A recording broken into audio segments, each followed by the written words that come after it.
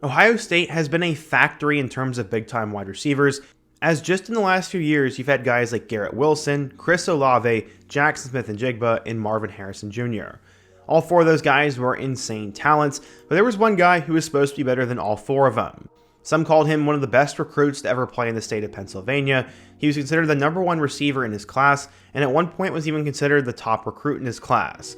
Unfortunately, he was never able to make things work at Ohio State due to a multitude of factors, and this past season he transferred to Penn State to go home and try and save his career. Things did not go according to plan, and now all of a sudden he's considered a bust at two different programs. In today's video, I want to do a recap and go back in time and talk about what happened to Julian Fleming. We're to go through how he became the #1 recruit in the country, why he had so much hype at Ohio State, and then ultimately what happened. I'm also going to talk about him in a positive sense and the fact that I still think he has some potential. But before we get started, if you're a big fan of college football, be sure to subscribe to the channel, leave a like if you want to support today's video, and let me know what player, team, topic, or situation I can cover next. Now let's get started and talk about Julian Fleming. Before we can talk about what happened to Julian Fleming, I first want to give a quick shout out to Missing Buck for suggesting today's video.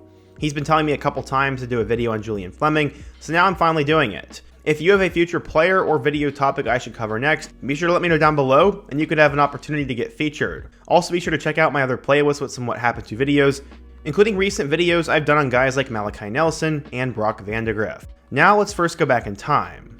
If you take a stroll all the way back to 2020, Ohio State had an insane football class. They had guys like CJ Stroud and Jackson Smith-Njigba signed, but the crown jewel of that class was 5-star receiver Julian Fleming. Growing up in the state of Pennsylvania, Fleming was always a crazy athlete, and people in the state are expected to be Penn State football fans, and many believe that Fleming was always destined to be a Nittany Lion. He said, quote, "I like Penn State. My family's here in Pennsylvania, and a lot of them went there. It's home." James Franklin also tried to pull out all the stops later on by wearing a #4 Penn State jersey to one of his games, but it would ultimately not end up working. While Fleming had been playing football for 10 years, he did not see this kind of success for himself as a kid. He was the grandson of a former basketball coach in Mick Fleming, and Julian grew up actually having hoop dreams and wanted to be a basketball player. He eventually arrived at South Columbia High School and would break out as a true freshman. He received his first offer from a Power 5 school that year, which came from Michigan. That was due to catching 36 passes for 956 yards and 13 touchdowns, as Columbia also reached the state title game. His coach said, quote, "For an athlete to get the attention and the offers he has at a young age, I was sitting there thinking this could go one of two ways. Either he could get a huge head and a huge ego and he may be difficult to deal with, or hopefully he handles it the right way," which he did. His high school also did kind of put him in a weird spot, as at times he was put in a wing T offense, which is really not known for helping a player develop, and it meant he spent a lot of time getting his hands dirty and maybe wasn't as developed as a receiver. There are some games where he'd have 8 or 9 catches, and there were others where he was only targeted 1 or 2 times. Fleming, though, because of his insane athletic potential and his early promise, would blossom into a 5-star recruit, and while most of it was fun, some of it was not. He said, quote, "The bad side is that social media is horrible. I get the worst of it on there. It's bad. I go through my messages sometimes, and I get death threats, which is ridiculous." Flashing forward towards the end of his high school career, in 16 games as a junior, Fleming caught 78 passes for 1,564 yards and 22 touchdowns, despite coming out of games early. It was his second straight season of having over 1,400 yards and 20 touchdowns, and he was also named the Gatorade Pennsylvania Football Player of the Year. He then decided where he was going to go, as he dropped a final list of schools that included Alabama, Clemson, Georgia, Ohio State, and Penn State. Julian Fleming obviously grew up in Pennsylvania, but Ohio always felt like home to the talented receiver. Why did he choose Ohio State? Well, he said, quote, "I mean, people just assume Penn State because I've been there. It's just close to home, but ultimately, I'm going to go where I can get the most developed and hopefully make a career out of football." Penn State, though, desperately wanted Fleming, as he grew up just 90 miles from Beaver Stadium. One writer said, quote, "I can't remember a guy coming out of Pennsylvania quite like him. It's been a long time." The Buckeyes' chances were also helped by the fact that Fleming had developed a bond with the receivers coach and Brian Hartline. He said, quote, "It went very well. He's a great guy with a lot of knowledge, and he knows how to make it into the league. We've developed a great relationship, and his message is pretty similar to other coaches, just to stay humble and to work hard." In October of 2019, ESPN released their updated top 300, and the #1 player was Julian Fleming. It was for good reason, as during his senior season, Fleming caught 78 passes for 1,524 yards and 22 touchdowns, while once again becoming the Gatorade Player of the Year. He also set state records for career receiving touchdowns and receiving yards, while finishing second overall for career receptions with 255. Fleming could do it all and possessed all the tools for stardom. He had size, strength, speed, and hands, but unfortunately, he also brought with him to Columbus a shoulder injury that kept recurring. Greg Biggins of 24/7 Sports said that Fleming was the best receiver in 4 years that he attended Under Armour All-American games. He wrote that it's hard to find any weakness in his game. He said, quote, "It's tough to envision Fleming not having an immediate impact at Ohio State and being a 3-and-out type player before heading to the next level." The 5-star recruit was apparently ranked as the 3rd highest commit in school history, as according to 24/7 Sports, he was a projected first-round pick, was compared to Michael Thomas, was a 5-star recruit, the number 1 receiver, and the 4th best player in the class of 2020. So, how would Julian end up doing in Columbus? Well, let's take a look. So when Fleming arrived at Ohio State, he obviously came off a tremendous high school career, but there were a couple of red flags. His high school coach allowed him to use that athletic ability, but he was so much better than everybody else, he didn't really have to refine his talents as a pass catcher, plus he had been dealing with that on and off injury.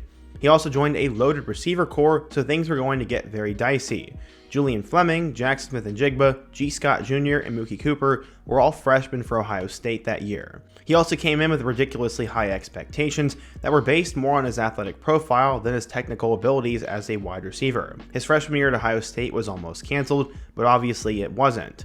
He was thrown into a weird 2020 season in which nobody knew what was going on, and then his development was also stunted by that shoulder injury that kept coming back. Fleming would play a total of 3 games in 2020, catching 7 passes for 74 yards. His best game came in the Big Ten Championship game, as he had 4 catches for 53 yards against the Wildcats. Going into 2021, he had a little bit of a better season. He caught his first career touchdown pass in a win over number 7 Michigan State, had 2 catches in a win over Nebraska, and then he started to go off in the Rose Bowl.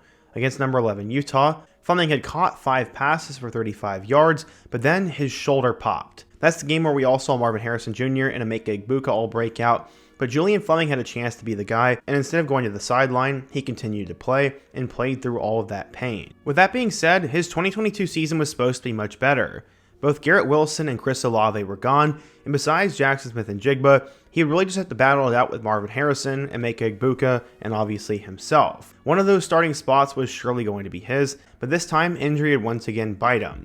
He sat out their 2022 spring game, and it was supposed to be his breakout year, and he actually got off to a really fast start. Against Toledo, he had 2 touchdown passes against the Rockets. He then had a touchdown in a win over Wisconsin, a touchdown in a win over Rutgers, a touchdown in a win over Michigan State, and then a career game against Iowa, in which he had 2 catches for 105 yards and a score in that one. Through the first 5 games of the 2022 season, Fleming looked tremendous. Then his production fell off a cliff, as he didn't do much the rest of the year. He did have 5 catches for 71 yards against Georgia in the Peach Bowl, but he ended up finishing that season on a disappointing note. Now, as he was going into his senior year, he'd have to be without his superstar quarterback CJ Stroud, as he was now off to the NFL, and instead Kyle McCord became the guy. Marvin Harrison and Emeka Egbuka were still on the roster, and Fleming ended up taking a back seat once again. Fleming's best game of the 2023 season came in Week 1 against Indiana, as he had 6 catches for 58 yards in that one. His next best game was 45 yards against Maryland, and other than that, he really just could not get all that much going. He then finished his Ohio State career against number 3 Michigan, and after catching 3 passes for 58 yards, he'd ended up fumbling, but the team recovered, and then very shortly after, Kyle McCord threw that pick. In total, Fleming finished with 26 catches for 270 yards without a single touchdown in 2023. Some like to blame that on Kyle McCord, but ultimately, I just don't think he was good enough. After 4 years in Columbus, Julian had had 79 receptions for 963 yards and 7 total touchdowns. But at the time, he knew that the Columbus ship had sailed, and it was time to move on to the next stage. The NFL was a possibility, but so was another college program. After 4 seasons in the shoe, Fleming knew he needed a change of scenery.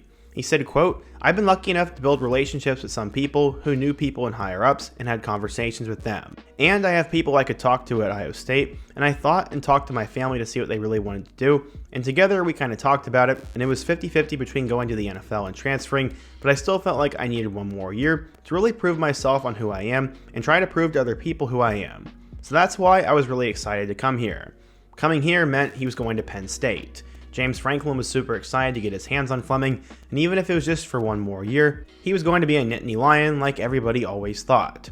he had chose them over Nebraska, and many were super excited for him. Penn State had had some really good receivers at the end of the 2010s and early 2020s, but they had fallen on a bit of hard times, and some were thinking that Fleming could come in right away and be an impact player for them. Unfortunately, that would never really quite happen while he was in Happy Valley. He ended up playing in 9 total games for the Nittany Lions and caught 14 passes for 176 yards and 1 touchdown.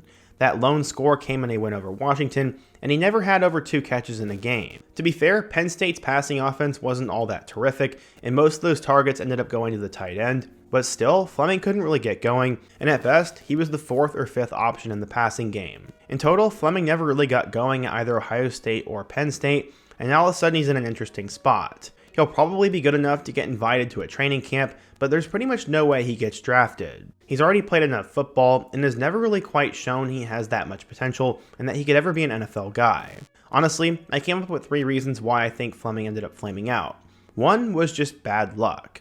I think honestly he kind of got unlucky in a lot of areas, and 2, that's because of the loaded receiving core that was at Ohio State. Fleming had 4 or 5 big-time NFL prospects playing alongside him, and with him not being super refined coming out of high school and totally relying on his athleticism, he was sort of exposed, and once you get behind at Ohio State's receiver room, you usually don't come climbing back. When he got opportunities, he wasn't able to take advantage of that, and part of that was due to injury. We'll never know that if he had a normal shoulder how things would have gone for him, but injuries combined with bad luck, combined with a stacked receiver room, is what really hurt Fleming while he was there. I sometimes wonder what would happen if he would have went the Mookie Cooper or the Jamison Williams route. Mookie Cooper saw the writing on the wall and transferred to Mizzou, and Jamison Williams transferred to Alabama. Jamison ended up having a superstar-like season at Bama, and Mookie Cooper had a productive career at Mizzou. If Fleming would have gone to Penn State earlier, or maybe would have transferred somewhere else, he could have had a better career, but instead, he couldn't really get things going, and by the time he arrived at Penn State, they didn't really have a great offense for him, and he was all out of gas. He also might have been kind of tired of football, and we'll now have to see what happens. Maybe he'll be a day 3 pick in the draft or an undrafted free agent, or maybe he'll decide to hang up the cleats for good. Either way, that's what happened to Julian Fleming. But what do you guys think? If you're an Ohio State fan or a Penn State fan, let me know what you think went wrong for Julian, why he didn't end up working out, and what's another big-time recruit or player I could cover in my next video. Be sure to let me know down below, leave a like if you can support today's video, subscribe if you're new, and check out all my other videos on the end screen, including my video about what happened to Brock Vandegrift. I hope to see you guys again soon, but until next time, peace.